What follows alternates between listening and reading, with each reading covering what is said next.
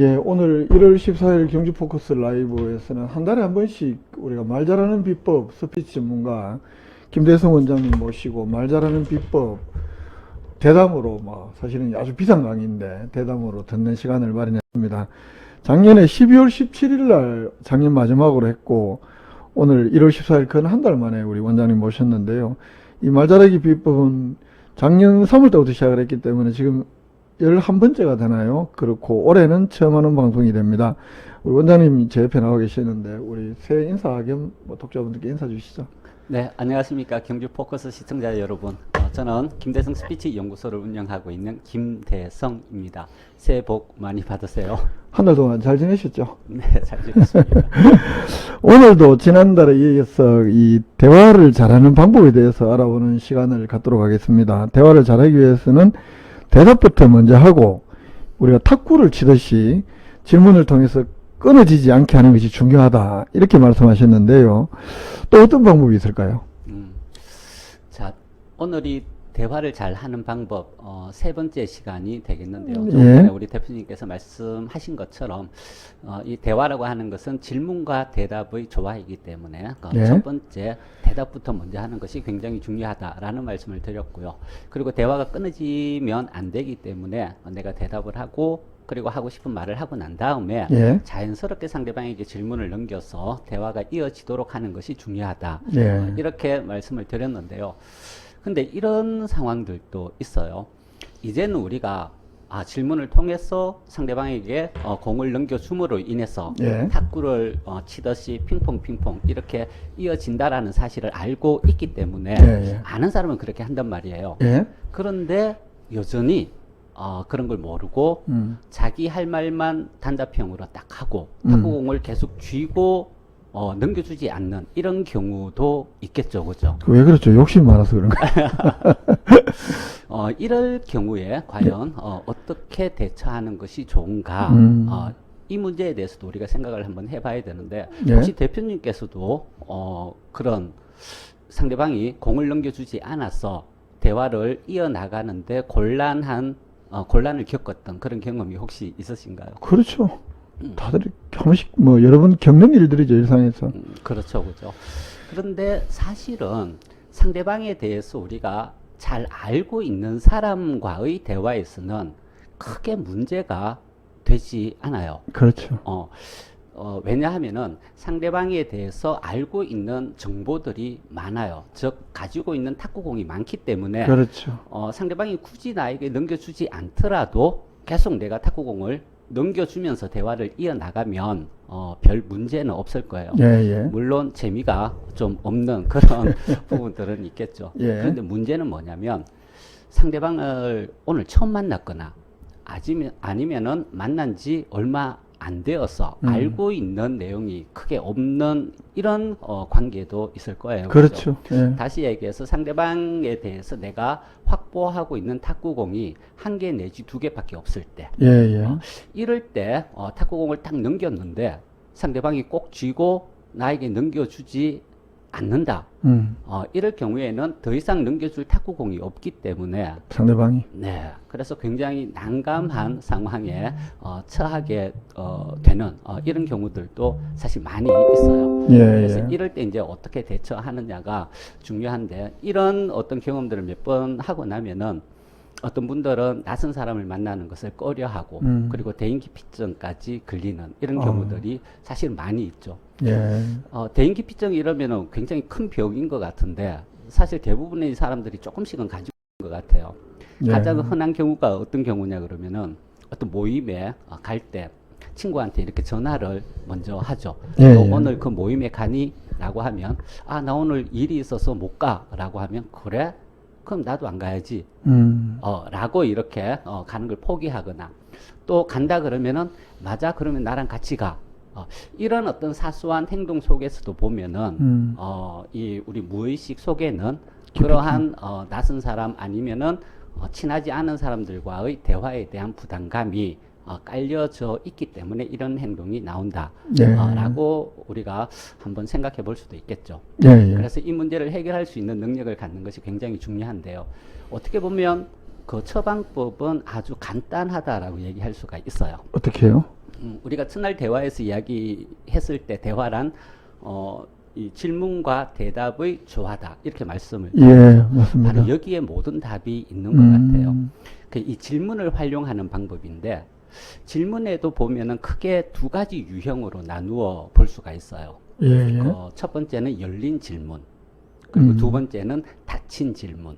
그러면 이 열린 질문이라고 하는 것은 뭐냐 그러면 상대방이 말을 할 수 있는 범위를 넓혀주는 그런 질문, 즉 상대방이 생각이 궁금해서 물어보는 질문은 열린 질문이다라고 할 수 있을 것이고, 닫힌 질문은 상대적으로 상대방이 대답할 수 있는 범위를 좁혀주는 것, 즉 확인하는 질문.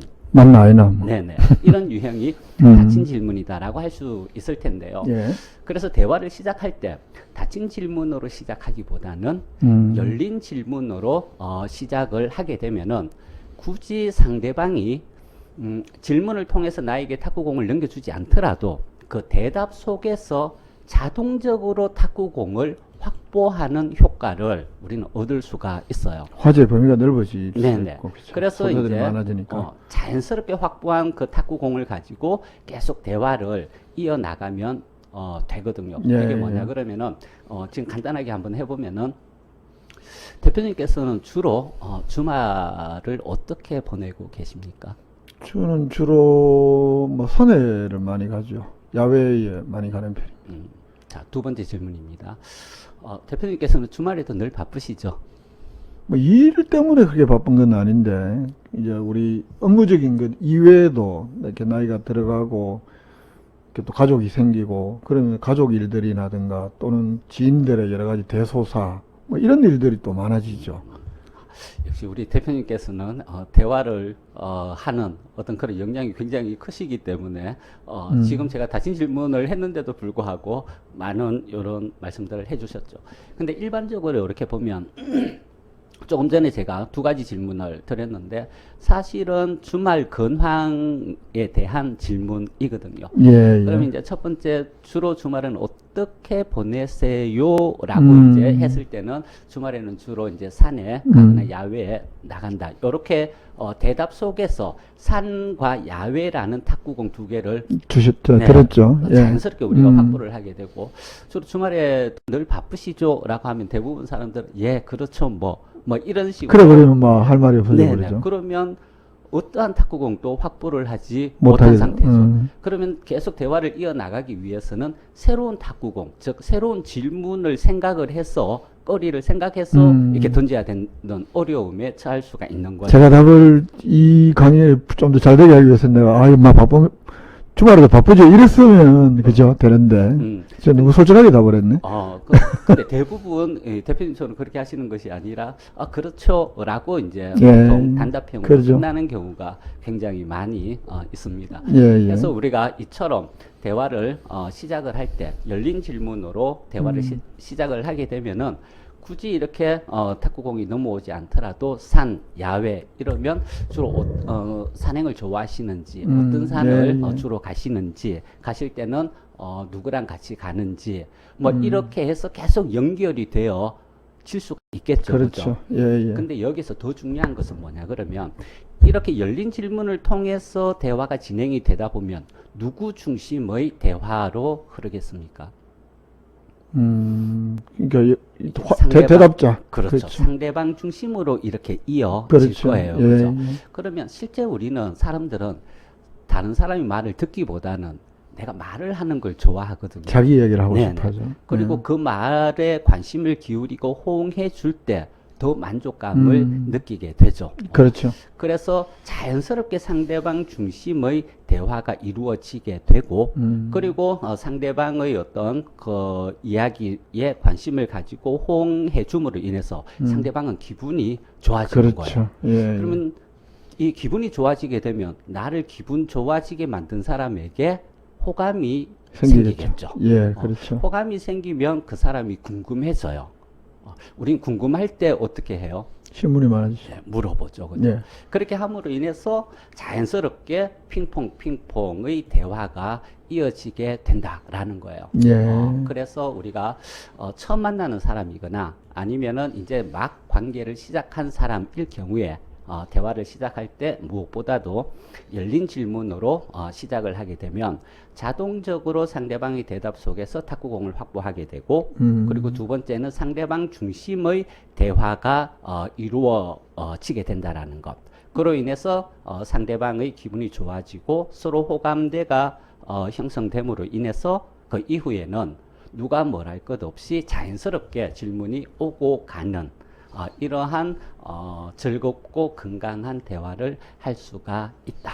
그래서 오늘 제목이 열린 질문으로 대화를 리드하자. 결국은 이제 내 이야기를 많이 하려고 하는 것이 아니라 상대방 중심의 이야기를 하게 되고, 그를 통해서 상대방에게 호감을 가지게 할 수가 있고, 또 그를 통해서 훨씬 더 인간적인 그 상호작용 또 깊이까지도 더 빨리 나가게 할 수 있는 좋은 대화가 될 수 있다. 네. 그래서 열린 질문으로 대화를 리드하자. 그렇죠. 제가 이해 잘하죠. 대단하십니다. 예. 그래서 오늘 주제가 열린 질문으로 대화를 리드하자. 오늘 주제에 대한 공부는 여기까지 하면 되겠습니까? 네. 알겠습니다. 오늘 우리 김대성 원장님은 제가 조금 전에 정리를 해드렸기 때문에 열린 질문으로 대화를 하고, 그렇게 되면 상대방 중심의 대화가 되고, 그 상대방으로부터 호감을 훨씬 더 살 수 있게 되고, 대화도 풍부해지고, 이런 팁들은 한 번씩 생각해 보면 좋을 것 같습니다. 오늘 한 달 만에 새해에 이렇게 나오셔서 열린 질문으로 대화를 리드하자, 좋은 팁 주셔서 고맙고요. 한 달 동안 또 이 변이 바이러스가 또 훨씬 더 또 창궐할 가능성이 많다고 합니다. 건강 잘 지키시고 다음 달에도 뵙도록 하겠습니다. 네. 따로 뭐 인사하실 말씀 있으시면 하시고요. 이번에 3주가 더 연장이 된 것 같아요. 거리두기, 네. 사회적 거리두기. 새해부터 좀 갑갑한 소식이 계속 들리는데, 그럴 때일수록 우리가 방역 수칙 잘 지켜서 빨리 이 코로나 시대를 종식시키고, 그리고 즐겁게 우리 일상을 회복했으면 좋겠습니다. 더불어 건강한 소통과 함께 즐거운 그런 나날들이 되었으면 좋겠습니다. 감사합니다. 새해니까 원래 원장님 하시는 일도 두루두루 잘 되시고 뜻하시는 바 다 이루시기 바랍니다. 네, 감사합니다. 오늘 고맙습니다. 손 이렇게 하면서 끝낼까요? 고맙습니다. 네.